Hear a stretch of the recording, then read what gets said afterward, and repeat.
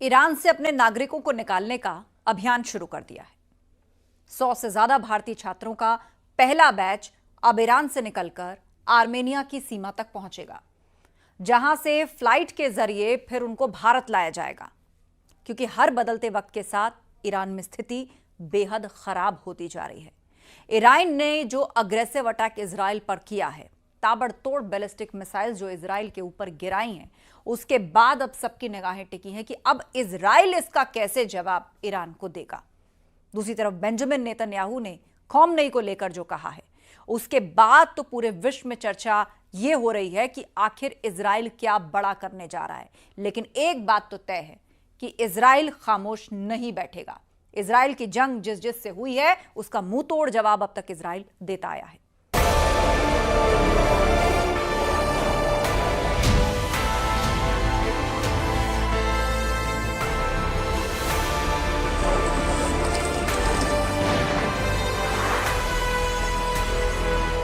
Israel का अंधाधुंध वार, धुआं धुआं तेहरान।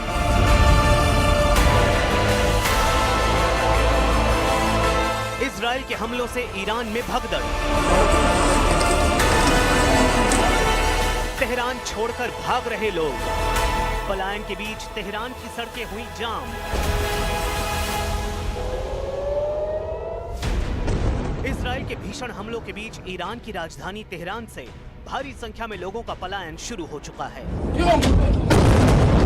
राजधानी तेहरान में विस्फोटों की आवाजें रात भर गूंजती रही हैं। सआदत आबाद जैसे अमीर इलाकों तक हमलों की जद में आने के बाद अब शहरवासियों का पलायन शुरू हो गया है। आलम यह है कि तेहरान की सड़कें पलायन को मजबूर लोगों से पटी पड़ी हैं। हर कोई तेहरान छोड़कर जाना चाह रहा है। इजराइल की तरफ से की जा रही जबरदस्त बमबारी से डरे लोग तेहरान की सुरंगों, तहखानों में छिपने को मजबूर हैं। जिस जगह पर आम लोग शरण ले रहे हैं, वो 1980 के दशक के दौरान ईरान इराक युद्ध में किया गया था। ऐसे में कई देशों ने अपने नागरिकों को ईरान छोड़ने को कहा है। भारत ने भी ईरान में फंसे भारतीय छात्रों को निकालने का ऑपरेशन शुरू कर दिया है। खबर है कि पहले बैच में ईरान से 100 से ज्यादा भारतीय छात्रों का पहला बैच छोड़ेगा और ईरान से आर्मेनिया की सीमा तक पहुंचेंगे और फिर आर्मेनिया से छात्रों को फ्लाइट के जरिए भारत लाया जाएगा। ईरान में स्थित भारतीय दूतावास ने वहां रह रहे सभी भारतीय नागरिकों से अपील की है कि वो तुरंत दूतावास से संपर्क करें।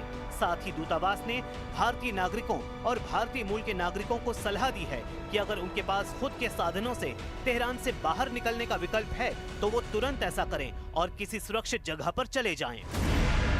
तेहरान में मौजूद भारतीय दूतावास ने 3 इमरजेंसी नंबर भी जारी किए हैं, जिन पर कॉल करके छात्र और नागरिक मदद ले सकते हैं। एक आंकड़े के मुताबिक ईरान में करीब 10,765 भारतीय हैं, जिनमें करीब 1500 स्टूडेंट्स हैं। इनमें ज्यादातर लोग कारोबारी और शिक्षाविद हैं। ईरान के ज़ादेहान और तेहरान में सबसे ज्यादा भारतीय रहते हैं। युद्ध के बीच तेहरान को खाली करने के सोशल मीडिया पर कई वीडियो वायरल हुए हैं। इसमें लोग ईरान से तुर्की भागने की कोशिश कर रहे हैं और बॉर्डर का इलाका गाड़ियों से अटा पड़ा है। तेहरान में लोगों के सामने चुनौती इजराइल के हमलों से बचने की ही नहीं है, बल्कि पूरे तेहरान में लोगों के सामने खाने पीने का संकट गहरा गया है।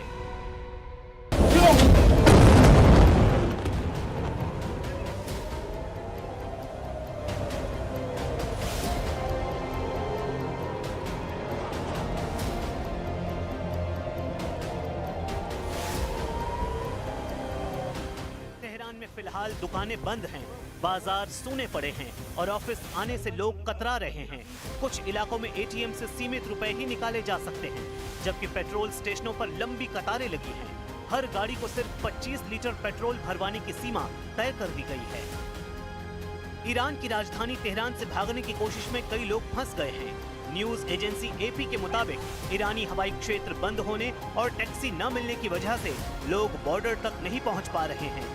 तो उधर इजराइल ने अपने नागरिकों से कहा है कि वो जॉर्डन और मिस्र के रास्ते देश छोड़ सकते हैं, लेकिन इन देशों को भी संभावित खतरे के रूप में देखा जा रहा है। इस पूरे हालात ने पश्चिम एशिया में डर और अराजकता फैला दी है। लोग सुरक्षित स्थानों की तलाश में हैं, लेकिन रास्ते बंद हैं और विकल्प सीमित हैं। इतना ही नहीं, जिस तरह की चेतावनी लगातार दी जा रही है, उससे भी समय की भी कमी है, क्योंकि अमेरिकी राष्ट्रपति ट्रंप लोगों से पहले ही जल्द से जल्द तेहरान खाली करने की बात कह चुके हैं। दूसरी तरफ इजरायली प्रधानमंत्री बेंजामिन नेतन्याहू ने भी साफ कर दिया है कि ईरान के सुप्रीम लीडर खामेनेई को निशाना बनाने की संभावना से इनकार नहीं किया जा सकता। हम वही कर रहे हैं जो हमें करना है। नेतन्याहू ने दावा किया कि खामेनेई को निशाना बनाना संघर्ष को बढ़ाएगा नहीं बल्कि इसे खत्म कर देगा। यानी अमेरिका और इजराइल दोनों के ताजा बयान इस बात का ऐलान है कि ये युद्ध अभी रुकने वाला नहीं है।